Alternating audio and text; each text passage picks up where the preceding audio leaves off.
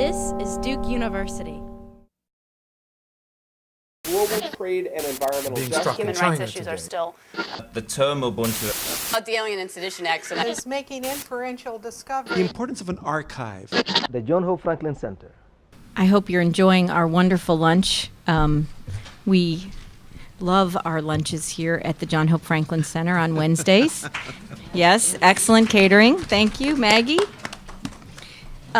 My name's Barbra Lau. I'm the director of the Pauli Murray Project. We are a part of the Duke Human Rights Center, which is a part of the Franklin Humanities Institute, and we're really excited to be here to be hosting this panel today. This program is part of the Pauli Murray Centennial. In November 20th would mark Pauli Murray's 100th birthday. There's a lot of information about centennial programs that are coming up that's on the table next to the biscuits and the cookies. So on your way out, I hope you'll pick one of those up. There's also a sign-up sheet for our mailing list. As many of you may know, Pauli Murray grew up here in Durham, and she was a truly brilliant individual who was insightful and who paid attention to the world around her in a way that we are all happy for, just because she also shared that with us through much of her writing. She wrote the book Proud Shoes, which is a story about her family and a story about early Durham history. And she went on to be an attorney. She was the first African-American woman to be an Episcopal priest. She was a poet, published many works. Lots more information about her on our website, paulymurrayproject.org. The Pauli Murray Project is not quite 2 years old, and we are very interested, obviously, in lifting up the life and legacy of Pauli Murray and her activism. But one of the other goals of our project is to begin to document some of the stories from Durham that maybe are not as well known. I think many people in Durham haven't even heard of Pauli Murray, and she was a world-famous individual who left behind quite a bit of documentation. But there are many, many other stories that, like hers, are really important stories to Durham, but are maybe stories that we haven't heard as much of. And I think the questions about that are, well, why haven't we heard them, and what are they, and what difference would it make if we did hear them? So part of our goal is to document some of those stories and to think about bringing some of those stories, particularly stories of struggle and stories that reflect Pauli Murray's legacy to light as part of the Pauli Murray Project. We have 4 distinguished panelists with us today, and I'm proud to say that all of them have lived some or all of their lives or spent significant time in Durham. So not only are they historians and people who bring their scholarly talents to the work of history, but they are also people who are committed to the work of their the stories of their own community. Before I go any further, I do just want to also mention that we have several of our Pauli Murray Project Steering Committee members here, and we're very pleased for them to be here. I see a few of you just wave your hands a little. Thank you all so much for being a part of that. Yes, Charmaine is one of our Steering Committee members as well. So let me start with her. Charmaine McKissick-Melton is a professor in the Department of English and Mass Communications in North Carolina Central University. She is the youngest daughter of the late Judge Floyd B. McKissick Sr. and the sister of our newly re-elected state senator, Floyd McKissick Jr. But Charmaine is also someone who has been very committed to really looking at the stories, not just of her family, but all of the issues that her family was engaged with in Durham, and has uncovered some really fun and interesting stories to share. Next to her is Leslie Brown. No, David Cecelski. David is an independent historian who is a Duke grad and may even share some stories with us today about his time at Duke. He is a writer who has focused very much on his home communities in eastern North Carolina and published some outstanding books, most recently The Waterman's Song, Slavery and Freedom in Maritime North Carolina, and I know he's got some new things coming out, and we'll all be excited to hear more about those. Next to him is Leslie Brown, who is our guest today from out of town. Leslie received her PhD in history from Duke, but now lives and works at Williams College in Massachusetts. She has recently written Living with Jim Crow, African American Women and Memories of the Segregated South with Ann Vaughn, and a wonderful book, Upbuilding Black Durham, Gender, Class, and Black Community Development in the Urban South. And I know from teaching that book that it's been a really interesting way to look at a broader story in Durham. And finally, Andre Vann, who is the coordinator of the University Archives and an instructor of public history at North Carolina Central University. Andre's been long a student of Durham stories and has been quite the excavator of stories that maybe many of us haven't heard very much of. He's worked on several books, including Durham's Hayti, Images of America, Vance County, North Carolina, and some work about Sedalia and the Palmer Institute. So I want to welcome them all today. What I'd like to do is just start with a few questions and ask the panelists to each address the questions, and then I invite you to make this more of a conversation as we've built it, a conversation with these historians. So after we do 2 rounds of questions, we'll be opening it up for some of the stories that you may want to share and some of the questions that you may have. The first question is to ask each of the panelists to share a story, a history, a group of stories, or a kind of story about Durham that you feel is not well known and should be. And further, what impact do you think having this story told or acknowledged might have on the way Durham or Durhamites think about themselves and their community? And there's no predetermined order here, but I would ask for a volunteer to go first. Okay, sure. All right.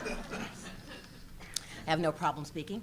Are we hearing me well with the microphone and everything? Okay. Maybe a little closer to you. Okay. Thanks.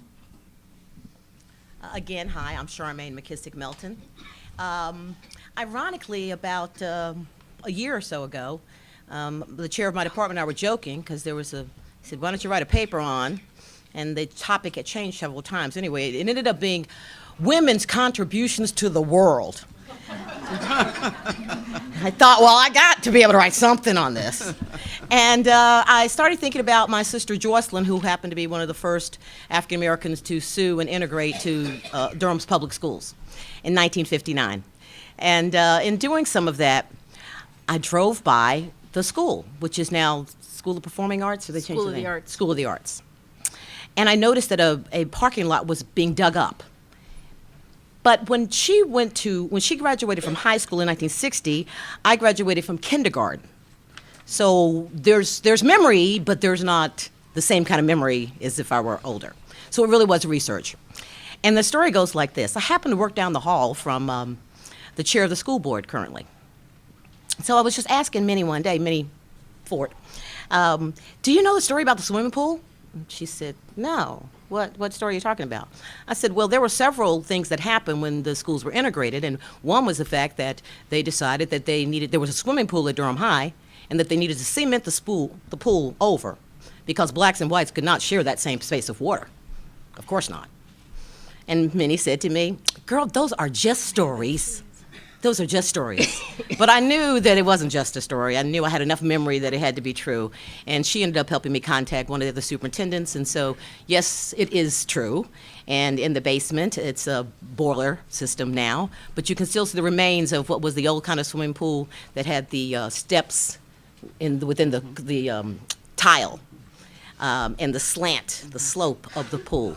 I don't think many people, here's the chair of the school board, who's older than me, who did not know the story at all and, quite frankly, didn't think their story existed. I think young people today would really be surprised the fact that how the depth of segregation existed in that era. When I actually told one of my students this recently, they laughed. They really couldn't believe that there was this kind of, the water? They weren't even touching. But yeah, that really, the pool does exist, and I uncovered it, and I'm writing another piece on it related to my sister, and I did not realize that this is 50 years when I started the story. This is now 50 years since that happened. And should I go to the second part of the impact, or is that Yeah. Okay. I brought show and tell briefly. This is 1959 in September when the 7 first African Americans integrated. And the picture down here is my mother and father walking into Carr Junior High School with 2 of those people, one my other sister, Andre, and Henry Vickers. In September of this past year, you see the newspaper's much smaller too. I actually use this show and tell in class. I teach media and the advertising. Okay. The same picture, of course. And I just assumed that there would be some sort of designation of the fact that this past June, was 50 years since the first 2 African Americans, Larry Scurlock and Jocelyn McKissick, graduated from Durham High. I mentioned it to several people, several organizations, several school board members, and no one wanted to do anything. So I kind of I vented my frustration with the Pauli Murray Committee, and the next thing I know, we had created a guest column in the Durham newspaper on that anniversary, where I kind of vented a little bit about that situation. That culminated in lots of phone calls and emails from a variety of people, and so we ended up having in August a dialogue about 50 years. And to my surprise, on a Sunday afternoon, beautiful Sunday afternoon, over 130 people came from age 7 to over 90. And to my astonishment, they stayed there and talked in small groups of 10 or so from 3:30 in the afternoon to 5:30 in the afternoon. So the swimming pool story was not the impetus for this, but the fact that no one was going to, in my opinion, honor the sacrifice of those 7 kids was, in my opinion, downright ridiculous. And so a big mouth, I guess, takes us a little further, and the Pauli Murray Project is all about dialogue, and I think that dialogue has created a new group of people and a new phase of how we think about Durham. So I think I'll stop there because I've talked long enough, but I think that's the impact that me asking about the swimming pool ended up in something I never really anticipated down the road.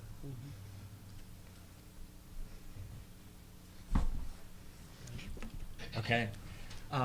As the white guy up here, I feel like I should be telling like secret stories from the Kiwanis Club or something. And I bet there's some good ones. I may even have some, but that's not what I brought today. And I wrote a little something, and it takes 8 minutes. Can I do that? Yeah, absolutely. Okay. In 1982, I was hired as that was when I graduated from Duke.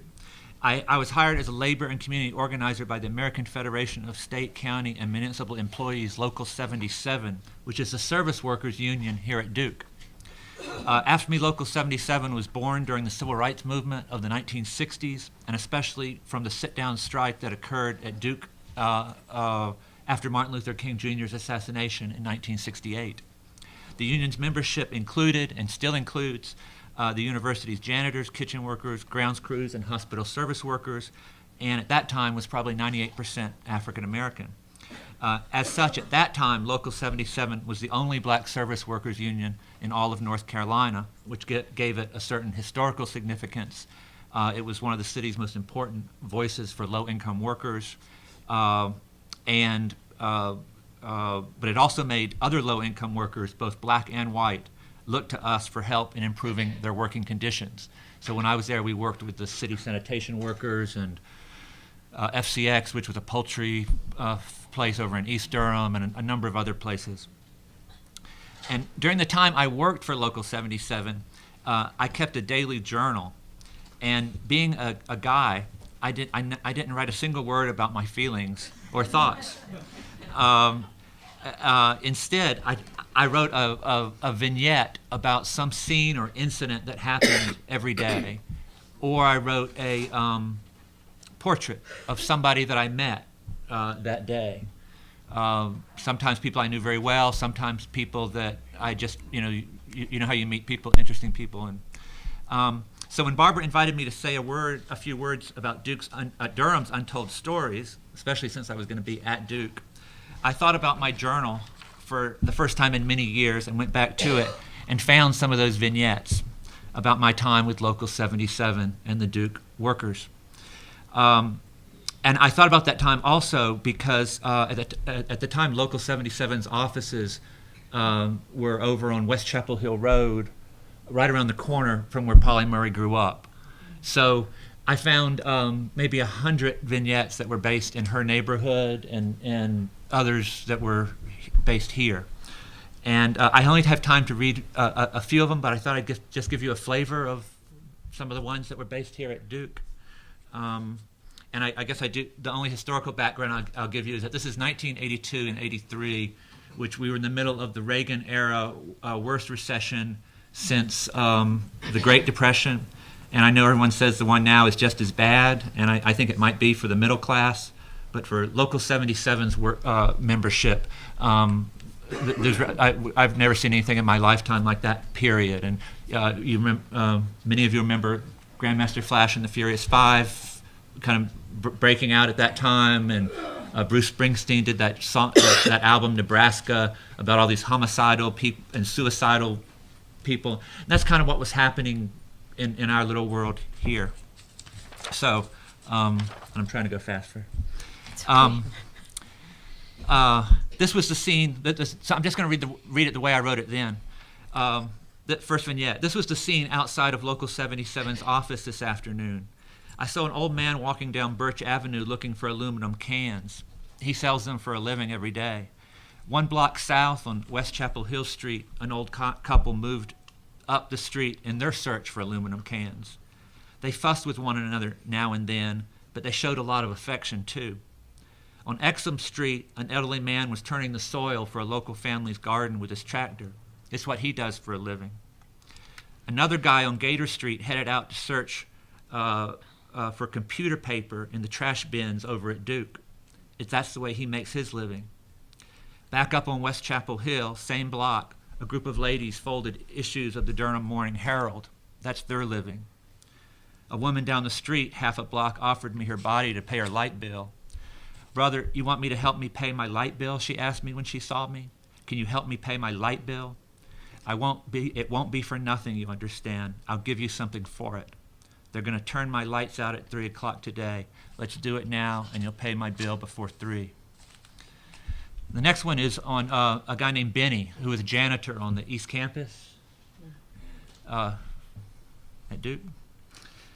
Benny and I were parked on Fayetteville Street looking out over the projects. He said, "Yeah, it's been rough for me, David. Ain't got no money at all, nothing. Can't take the women out. Sometimes I don't eat 2 or 3 days at a time. I can't wait till I get my job back and get a little something. You know, I've been cool so far. Ain't hurt nobody, haven't stolen anything. But you know, David, at a certain point, I'm going to break. And when I do, there ain't going to be no stopping me. But I've been without a job for 3 months. I've done lost my car. I had to go to court. I feel sick inside. This happened to me before, too. I didn't have a job 2 months last year this very same time. I was laid off. Man, that was crazy. Pardon my language here, but I was dealing shit, man. Used to hang out down at the bus station. I was putting that heroin stuff in my veins then. Crazy, crazy stuff, I'm telling you. I was even selling myself. Things just ain't working out for me, David. You saw me. Man, I used to be somebody. One more, 2 more? One more. Okay. One more? And commentary. One more, okay. Okay. This is a guy that worked for the Duke grounds crew. Something's got to give, Michael told me. I mean, it's all over this stuff. I know that when I see them building all these fine new buildings and stuff, and a new convention center downtown, and an airport, all sorts of things happening, I know that if I'm ever out of job and can't find work, I'm going to eat. I'm going to live. And if I have a family, my family's going to eat too. And I don't care what I have to do to get food in my and my family's mouth. I'm going to do it. Anything. I swear I'd do it. It ain't right these folk making all this money off our work and families with kids going hungry over in the housing projects. I don't know how much longer people are going to take getting pushed around. When I was a little boy, I used to live over in what they call the St. Teresa's neighborhood now. They put the expressway right through the middle of it. They made us move, said we'd get all sorts of money and benefits to compensate us. But we never saw any of that, and then we lived in the projects. The old people all died the next 2 or 3 years after that. I mean, what can you expect when you move people from where they lived all their lives, break them up, put them where they can't garden when they've done it all their lives? What can you expect? That was the only place I ever really considered my home. I loved Michael, but partly because he no matter how crazy or dour or anything else he got, he had a sense of humor. Michael calmed a moment. His eyes grew warmer, and a smile crept onto his face. "This has been a bad day. Can I borrow your .32 to shoot myself?" I ignored him. "Do you know someone smaller than me that don't know karate that I can beat up?" He says, "I'm going to run till I drop. I'm going to play ball till I drop. I got to, or I'll go crazy." So do you want to say just a little bit about... No. Well, I'm just curious what you think about, hearing more stories like that, thinking about those kinds of stories being a little bit more part of the larger conversation here and what impact that might have.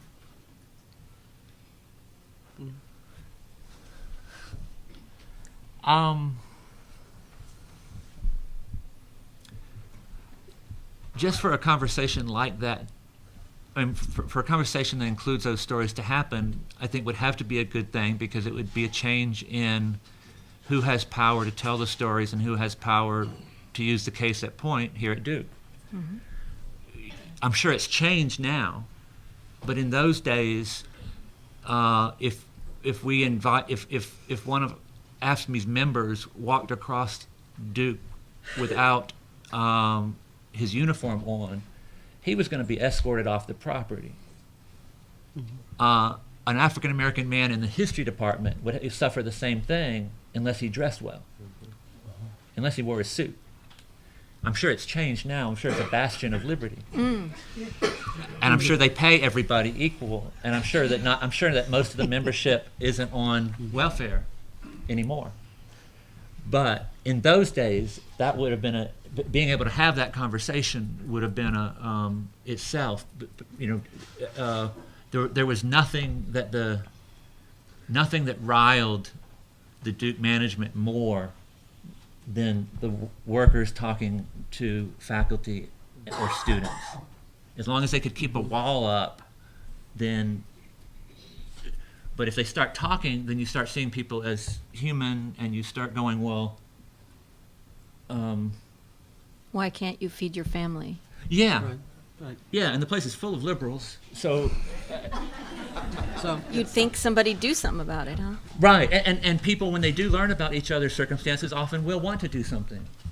But as long as that wall can be maintained, so having the conversation itself is to me is an important first step, even if at first it's just friendship.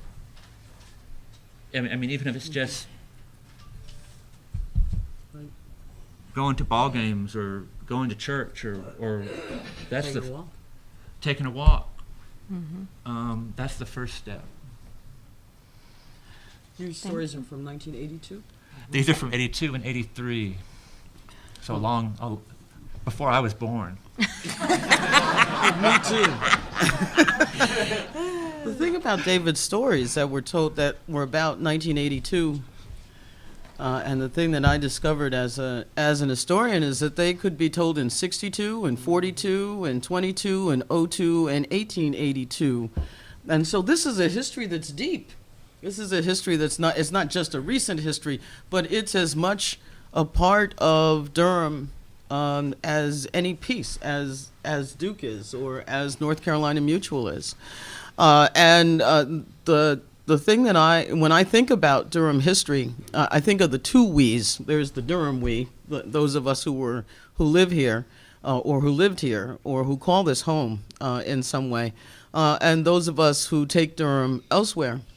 And the story of Durham, particularly the story of Black Durham, the story of North Carolina Mutual Life Insurance Company, and Mechanics and Farmers Bank, and Bankers Fire Insurance, and all of that black business stuff, all of that's really important. But so few people beyond Durham know that story, which really tells you how small Durham is in a larger context. And what that makes me think of is that in some ways we've used the stories of success of, a dozen, 2 dozen, 3 dozen people to cover a deeper history of segregation, of violence, of discrimination, that remains unspoken. And in some ways it's unspoken because we always hold up North Carolina Mutual and say, well, but look at this.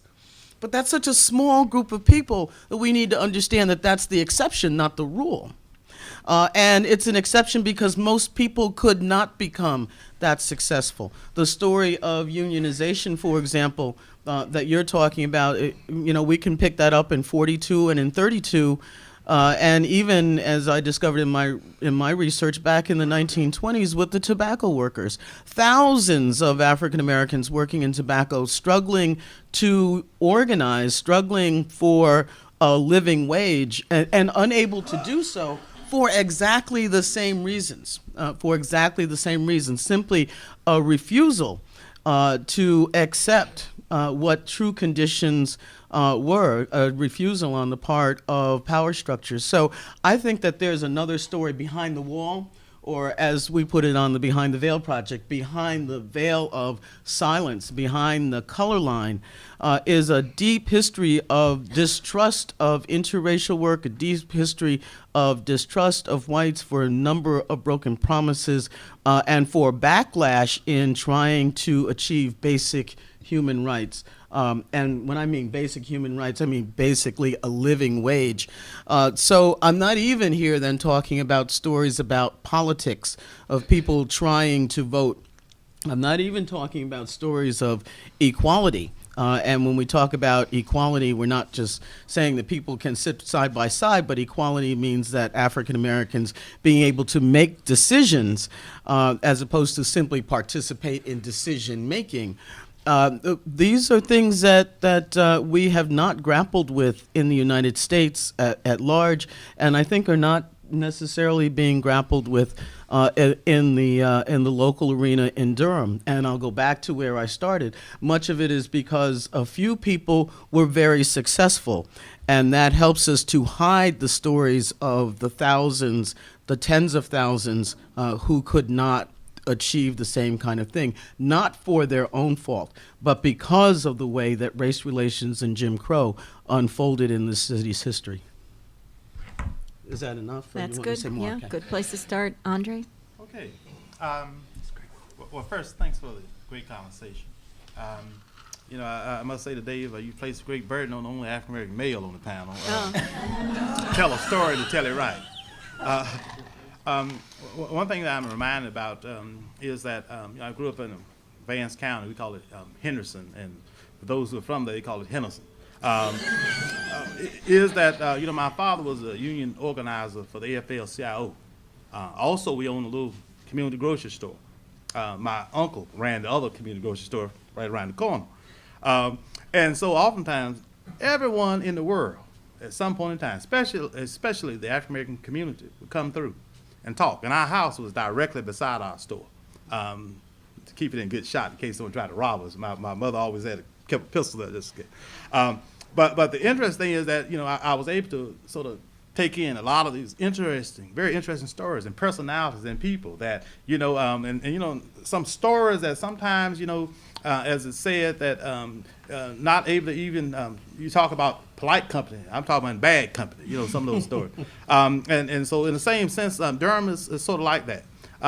One thing I found is that, and most scholars will tell you, that much of the early history, as you know, of African life was that of passed through the African griot, the storyteller. Not much, in terms of on parchment and writings, but through these oral stories. I've been one of those that's been quite lucky, as are the other panelists here, in which persons have shared stories with me, with the clause. There's always a clause. The clause being that if you tell these stories, you're gonna be out of Durham, right? And I kind of take that, I take it in, but and I listen to what they had to say. But it's important to understand that when you look at Durham, you think about, especially my focus that has been sort of over the last 15 years, thanks to my former teacher here who taught us in first class of Jim Crow, in the Behind the Veil project, by the way, who reminded us to sort of go out and interview persons, and most importantly, to find the materials to provide the content as well as the context to some of these stories. For me, one thing I learned in going back to 1999, Professor Jones and I, Beverly Washington Jones, my professor at NCCU, and I engaged for about a year of working on research for my first book, which was Durham's Hayti, which in essence was a pictorial history. And now what I gained from that was that the stories, and I want to remind you now, we had about 2 or 3 different focus groups ask people, well, who should be in this book? You know, because this was one of the first full-length attempts to sort of tell the story of African American life in Haiti.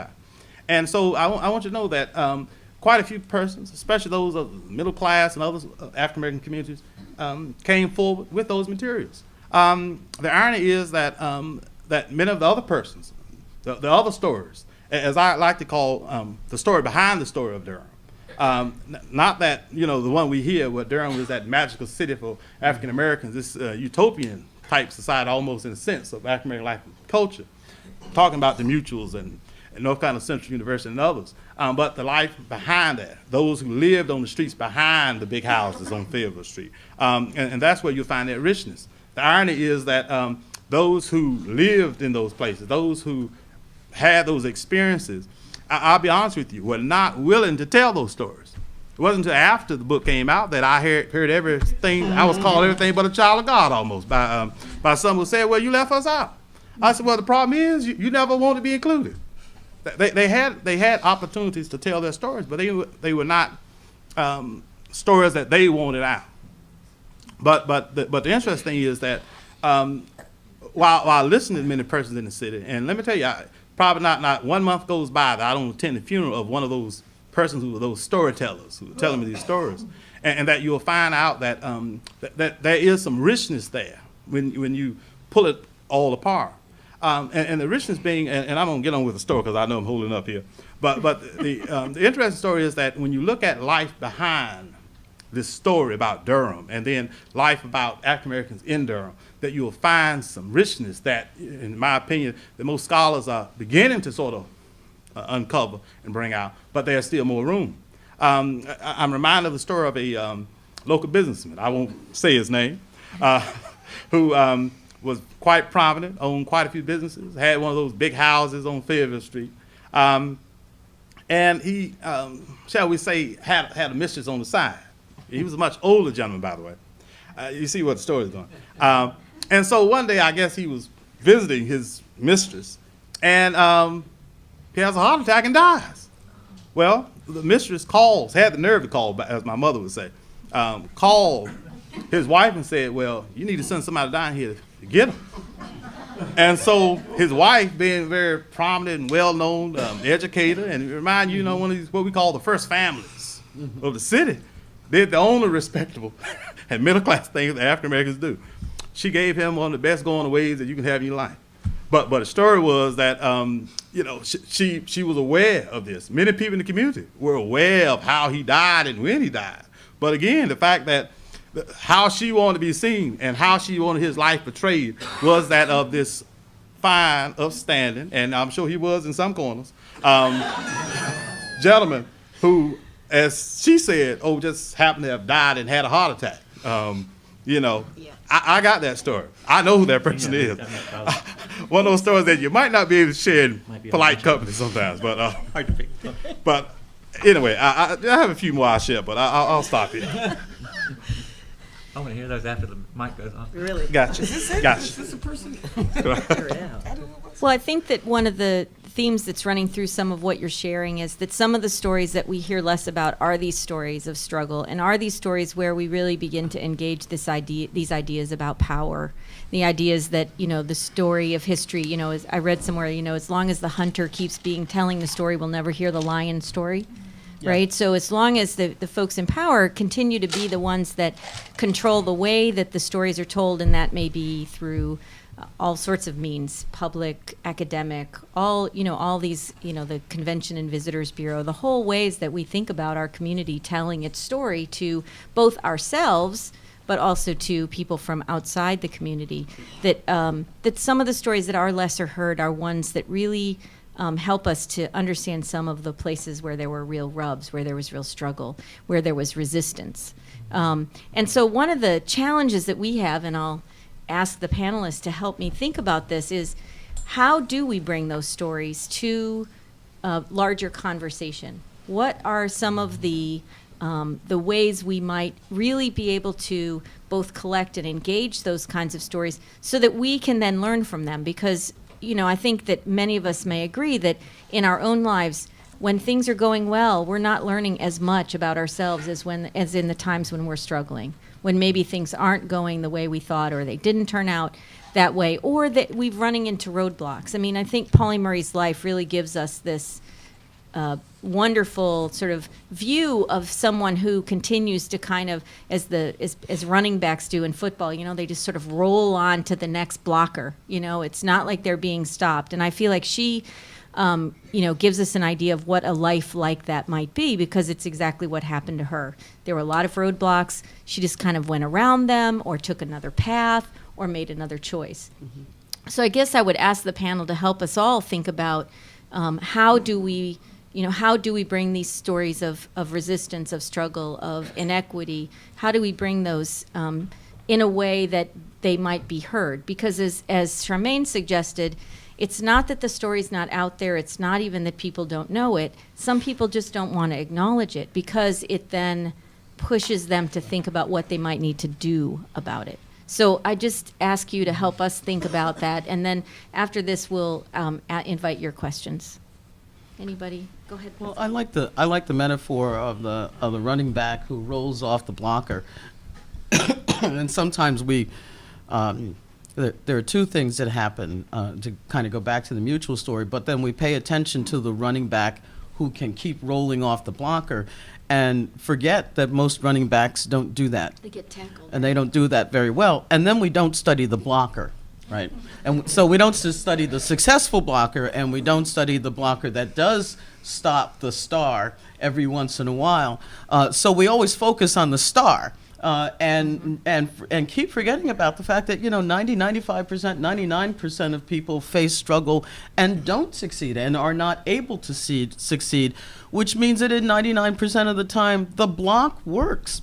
So the focus of much of my history is the Jim Crow era, because I think, and I teach a course at Williams on the history of whiteness, because students said to me, well, we never have the opportunity to struggle or to talk about ourselves and understand our heritage.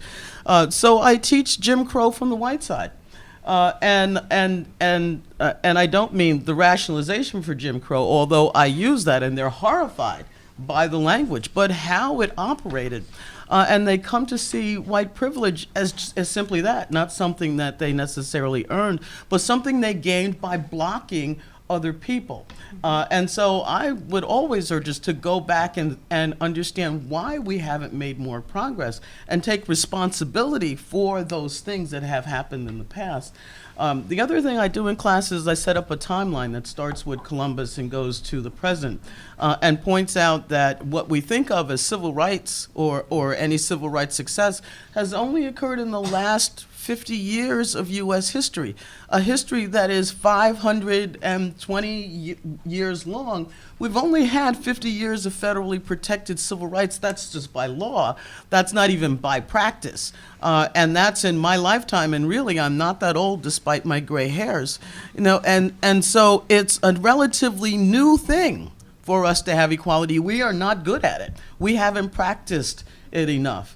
And so, you know, we're grateful to the running backs who keep rolling off the blocks, but most of us keep running into those blocks, and we need to figure out a different sport to play.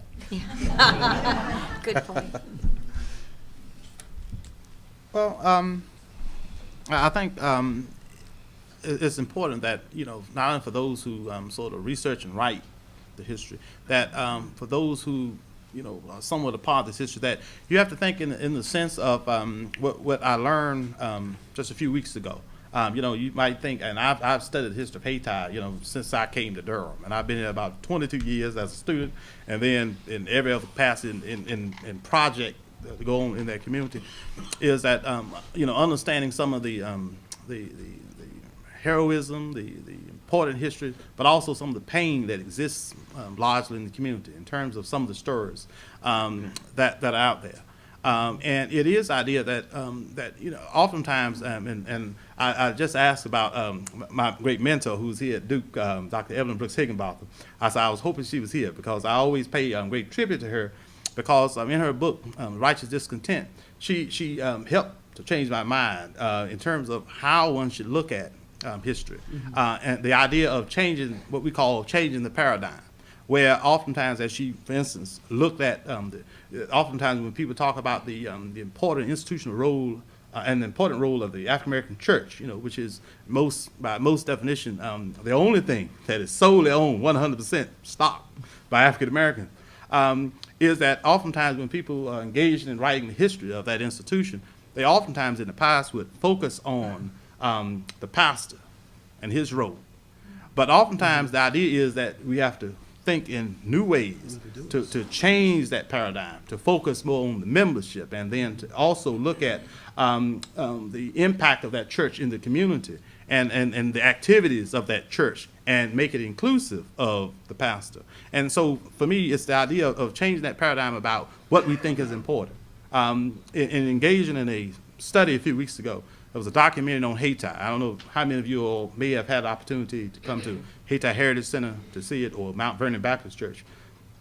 But we have close to 80 to 100 people that showed up to sort of hear and see this document on Haiti, or this interpretation offered by those who were researching.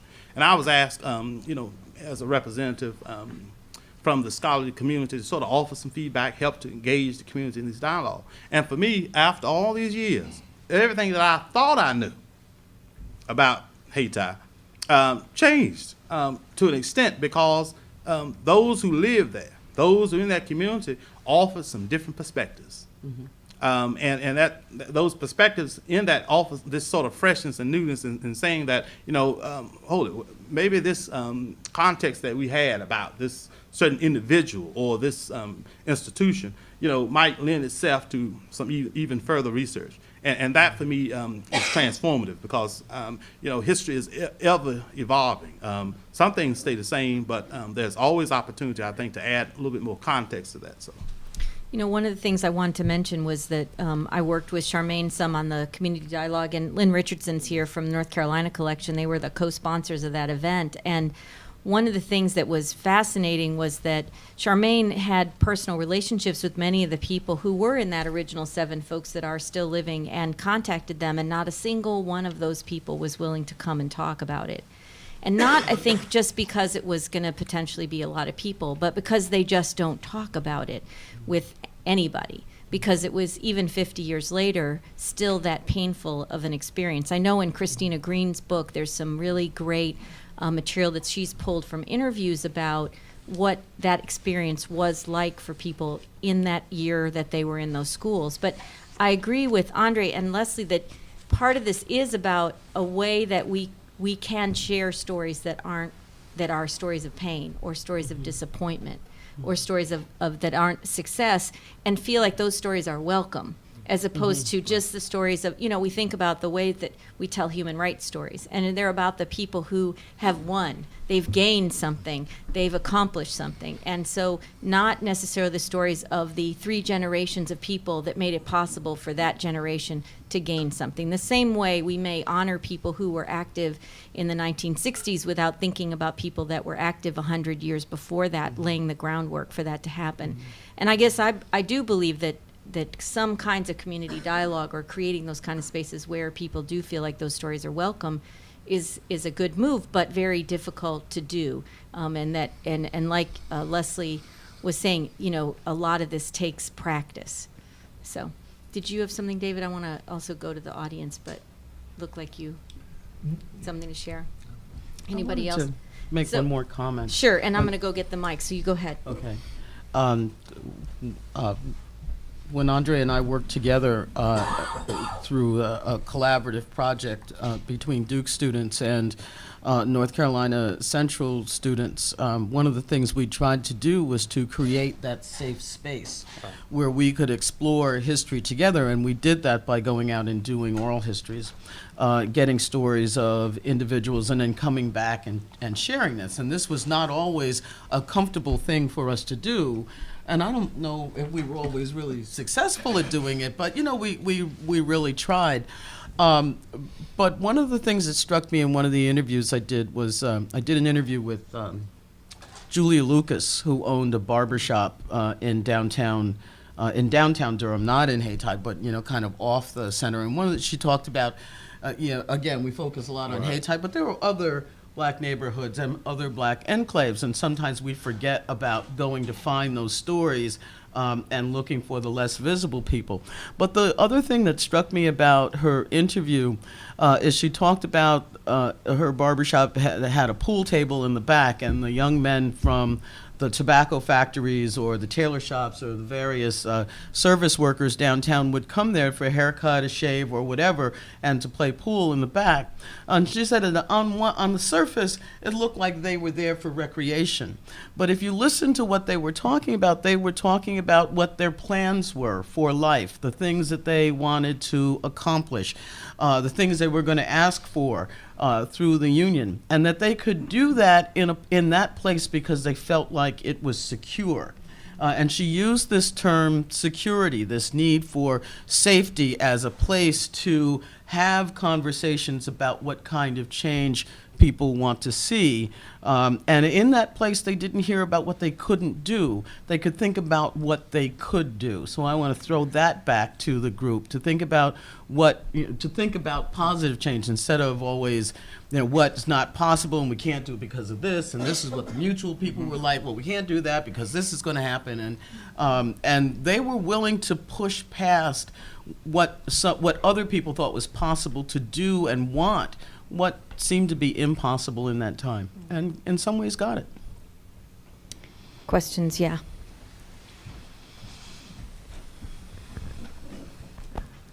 Were there any, could there be any person or group within the past, within the white community that would be honored to open up the floodgates and start the process of reconciliation through kindness or love or any other way?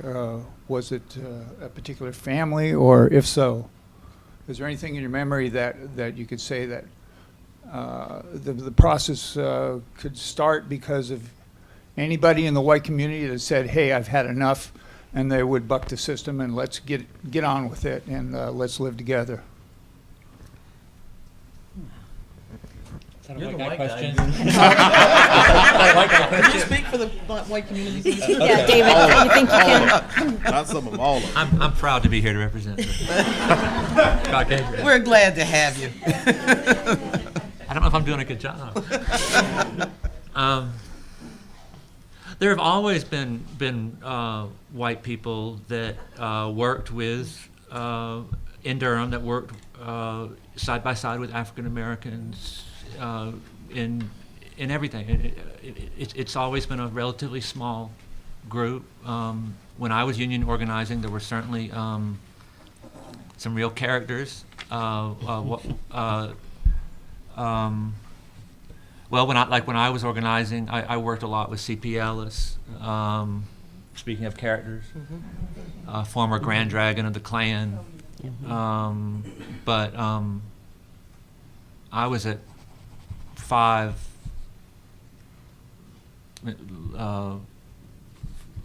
organizing drives where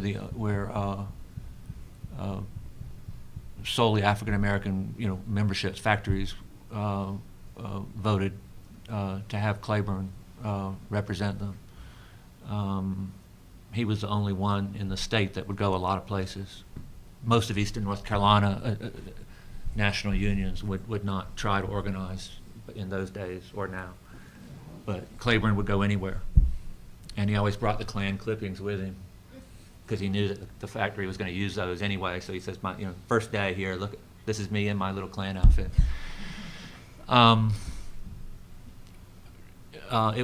to be honest, I think most people got along with Claiborne better than they did, like white people at Duke. Is that bad? No. And Claiborne was hard to get along with. I mean, he was a. How do you describe Claiborne? He was a. Difficult? Single-minded son of a bitch. That was being polite. That used to be a Klansman.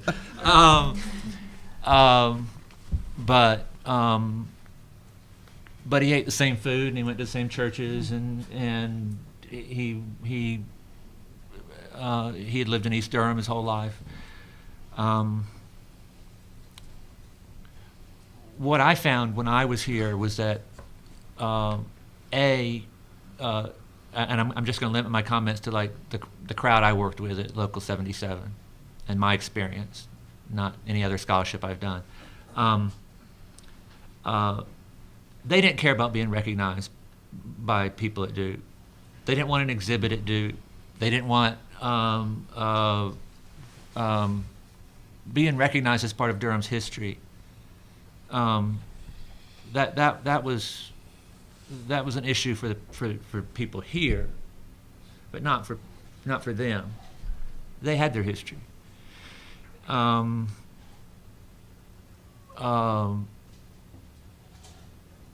I remember the year I was here. There was a big art exhibit somewhere over here on the image of African Americans in Western civilization, put on by some wonderfully talented historians, top-notch national exhibit, put on by a group of radical historians.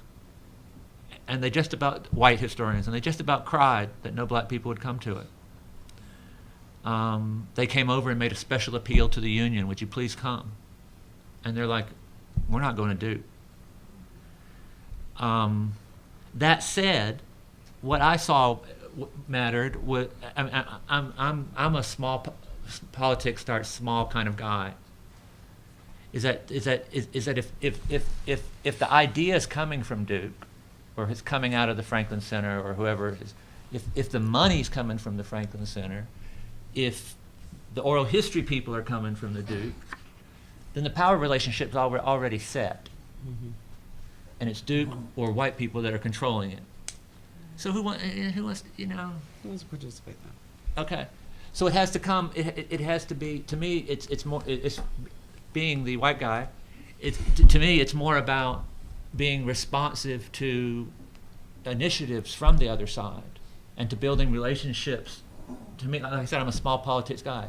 At church or at the ball game or at the bar or the beauty shop, wherever. And then someone comes up with an idea that you do together.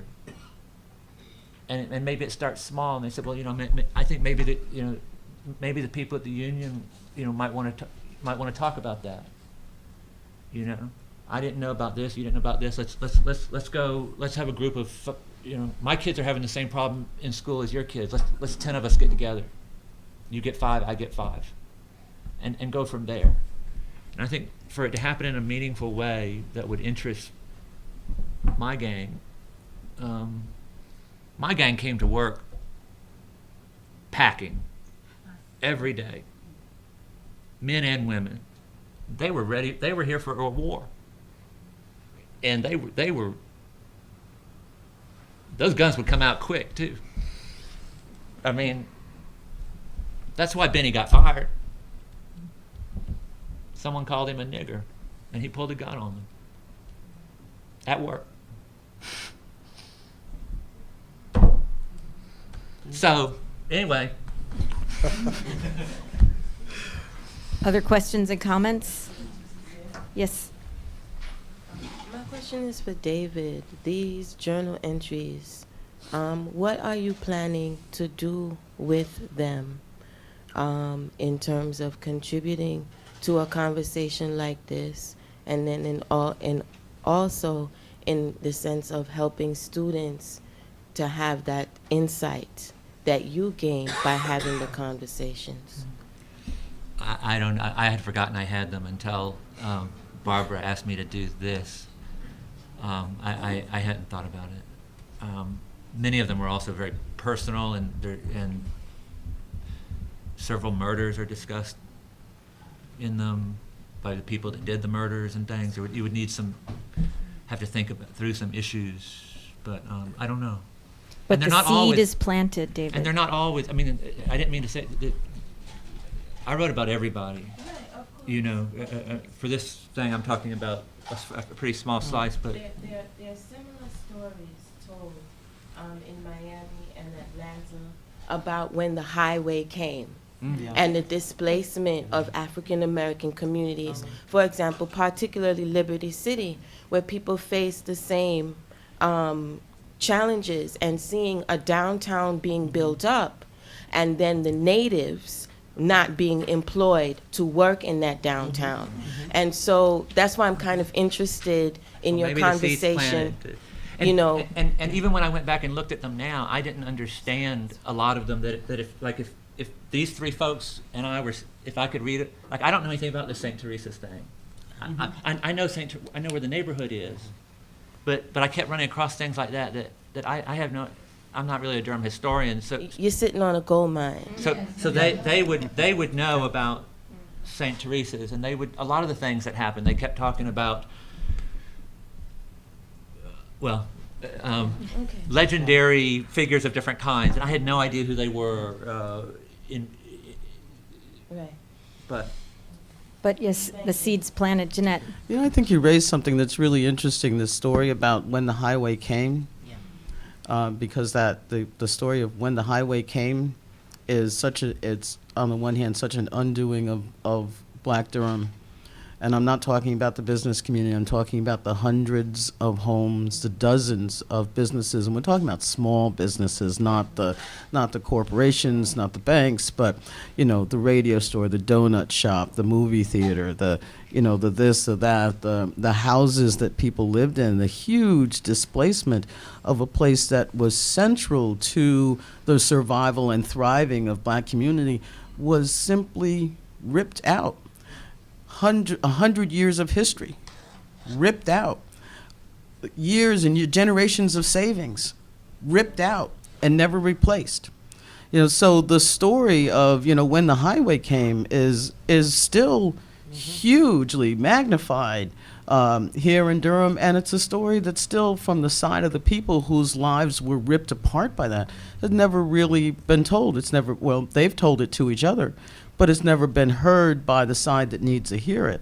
How do you make up for that generations of wealth of hard work, people working 2 and 3 jobs, tobacco work and domestic work and working for Duke, you know, and farming and moving back and forth between country and city, just ripped out, just gone. And my own family, I was raised in Albany, New York. Where my own family, it's the same thing.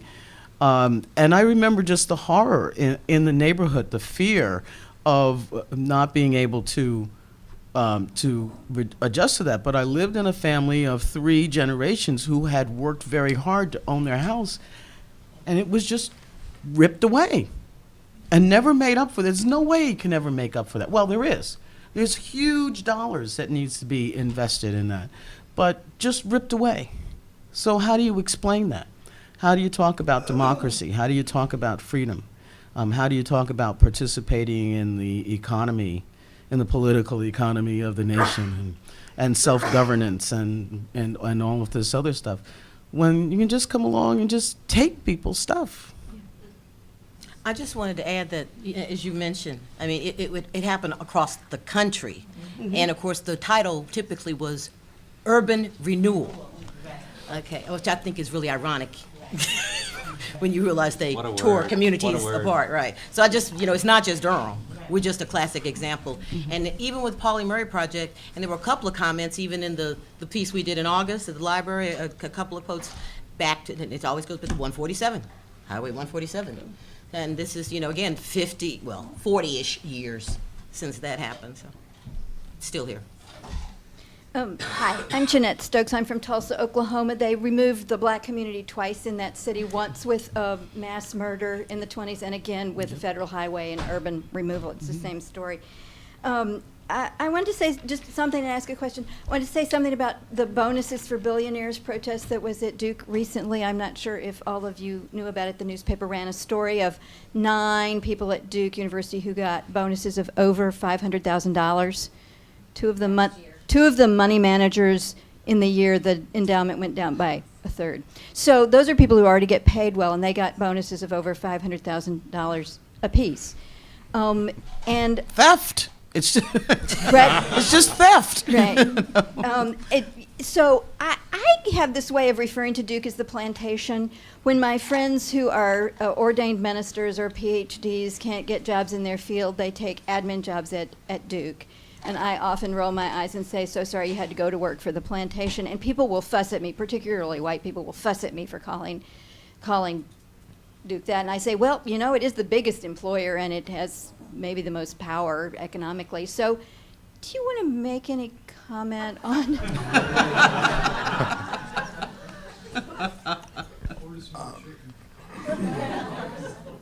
My brother got a lot of flack when he brought that issue up a few years back when he was on the city council in terms of the amount of taxes that the city should see. So that was an interesting debate. Let me just add a little something here. I think one of the best stories, and Helen Edmonds, who was one of my other mentors, she always remarked that she said there's no worse tale told than one that's already been told. And but I want to tell you about a story that I think deserves a great deal of recognition. And most people kind of allude to it, and it's in relationship to urban removal, as we oftentimes call it. Is that I was on a panel about 2 summers ago. I was invited over for the Duke Engage program, along with Mr. R. Kelly Bryant, Whip Gully, and a few others. And we were there, sort of discussing the state of race relations and the history of Durham. And I'd heard of the story behind. There's a wonderful group here known as the People's Alliance that was born and raised. That many of you, I hope, know about it, heard about.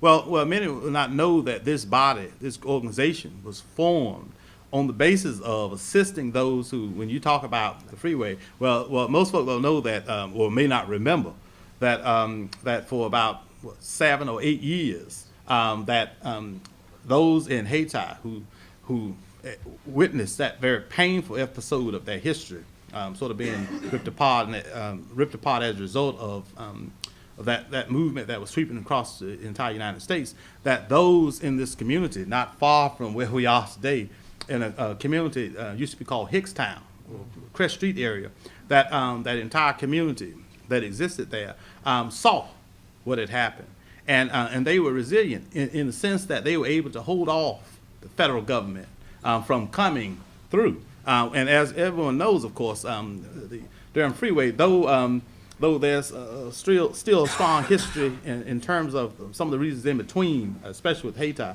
Of course, on the other end, you had the Research Triangle Park, but of course also opportunity to provide access to areas like Duke University, that you will find that persons were able to coalesce and come together around this issue of helping to protect the rights of those who did not have in that community. And these were very liberal whites who came to the support of those in this community and aided them. And I'm talking about, when I say held off, I mean held off the government, at least for 7 years. Of course, we ride down the Durham Freeway today. Hell, I drove in on it. And you see the net result of what happened as a result of that. But still some very good and powerful stories that still exist around that right here in the backyard.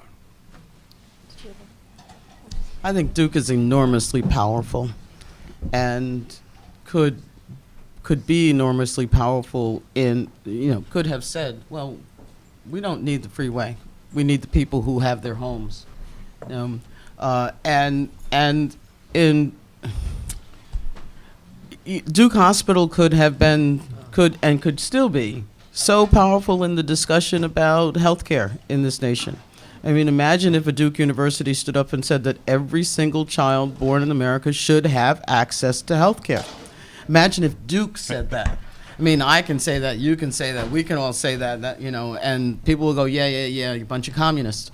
But if Duke stood up and said every child born in the United States should have access to excellent health care, it would have enormous impact. And Duke knows how powerful it is, and Duke people know how powerful they are. And maybe one of the things we need to do is to really push the institution. You know, I got my PhD at Duke. I'm very glad I did. I got a good education, and they got a lot of work out of me also, so it's an even deal.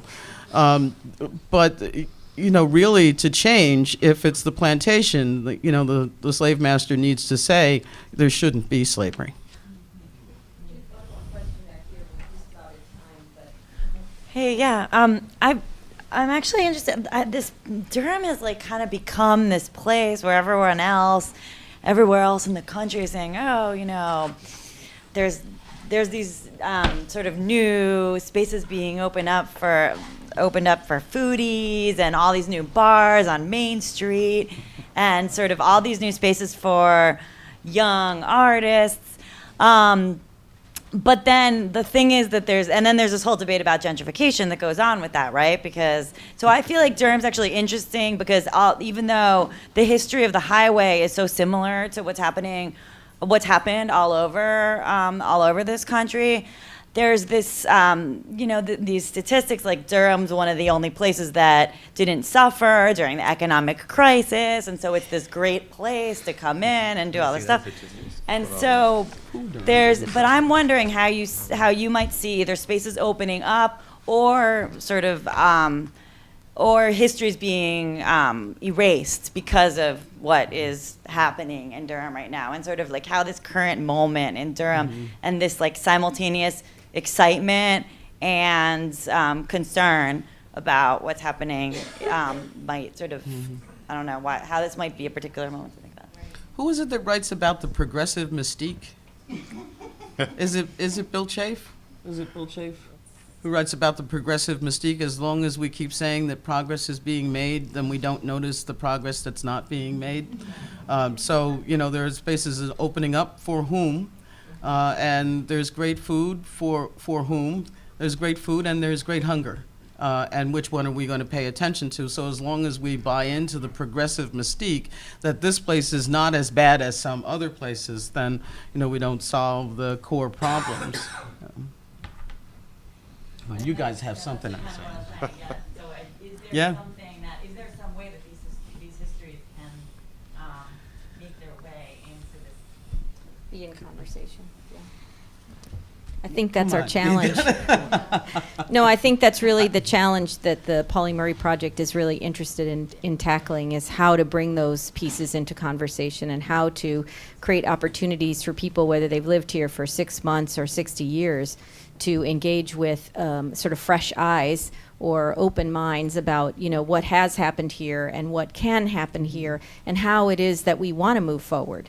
You know, so as we recognize that we have a tremendous amount of momentum and potential, how do we move forward together with all of this information in mind and create those spaces, those as Leslie suggested, those sort of protected, secure spaces where people really can have that opportunity to share those kinds of personal experience or reflections or ideas about what's happened. And I think that our dialogue at the library was a really great start. As you know, I think we were very excited that there were that many people that really wanted to talk. And at the end of the 2 hours, it wasn't as if they all just said, "Oh, okay, time's up, we got to go." You know, people wanted to stay and wanted to talk more, and more people wanted to share their stories. So I think that's a positive. But, you know, giving people that opportunity to continue those kinds of conversations, whether they happen in big rooms like that or in small rooms, you know, smaller, and you know, in you know, as David said, his gang's going to meet on the bleachers outside the softball diamond, you know, but in all of those places to sort of make that what people are talking about, I think, is part of our goal. So I want to thank you all so much. Thank our panelists for being here today. Produced by Duke University, online at duke.edu.